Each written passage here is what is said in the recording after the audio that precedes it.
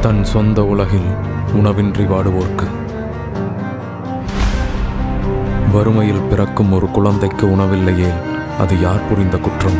அக்குழந்தைக்கு எங்கிருந்து தாய்ப்பால் சுரக்கும்? தாயும் வறுமையில் இருக்க. அறுசுவையும் சுவைத்து சலித்தவனின் நாவிற்கு பசியால் ருசியறியாத ஏழையின் கண்ணீரின் உவர்ப்பு எப்படி தெரியும்? புவியில் பொதுவாய் உணவிருக்க உணவில்லாதோர் இருக்க வாய்ப்பெங்கே? உலகில் வீணாகும் உணவு யாருக்கு? அதை உறக்கச் சொல்வோம் உலகிற்கு.